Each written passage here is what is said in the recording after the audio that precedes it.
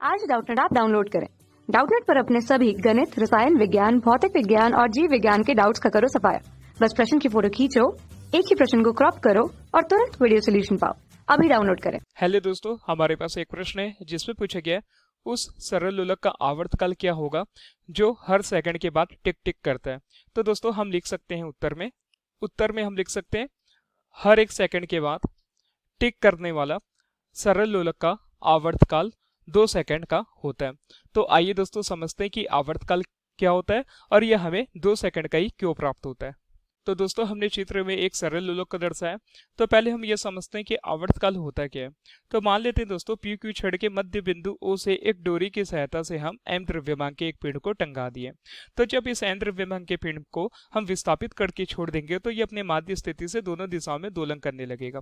और किस प्रकार दोलन करने लगेगा, तो मान लेते हैं पहले ये ए की ओर गया, पुनः अपनी माध्य स्थिति को प्राप्त किया, माध्य स्थिति में आने के पश्चात विपरीत दिशा ए डैश की ओर गया और पुनः अपनी माध्य स्थिति पर आया। इस प्रकार पिंड का इस प्रकार का दोलन करना इसका एक आवर्तकाल कहलाता है।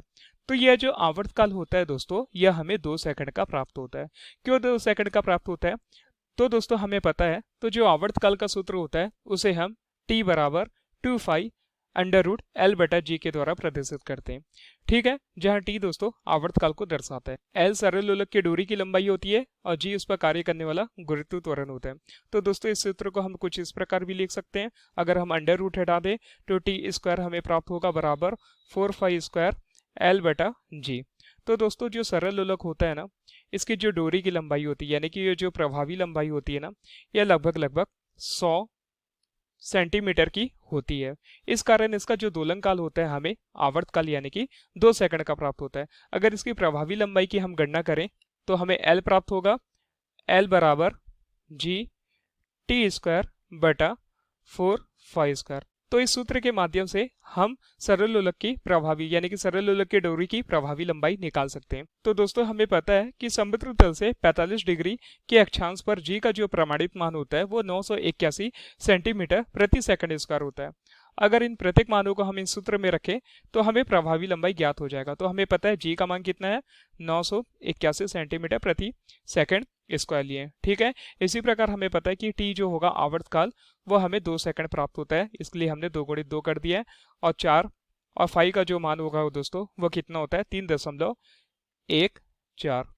ठीक है, तो जब इससे हम सरल करेंगे तो हमें जो प्रभावी लंबाई प्राप्त होगी, ठीक है, ये क्या है 4 है, तो हमें प्रभावी लंबाई का जो मान लगभग प्राप्त होगा यह कितना होगा, लगभग 99.34 सेंटीमीटर होता है दोस्तों, जिसे हम अप्रोक्सीमेट 100 सेंटीमीटर के आसपास मान लेते हैं। इस कारण यह डोरी की प्रभावी लंबाई 100 सेंटीमीटर होने के कारण हमें जो आवर्तकाल होता है यह 2 सेकंड का प्राप्त होता है। तो यह हमारे प्रश्न का उत्तर है। धन्यवाद। कक्षा 6 से 12वीं से लेकर नीट, IIT, JEE वो एडवांस के लेवल तक 1 करोड़ से ज्यादा छात्रों का भरोसा। आज ही डाउनलोड करें डाउटनेट ऐप या व्हाट्सएप करें अपने सारे डाउट्स 8400 400 400 पर।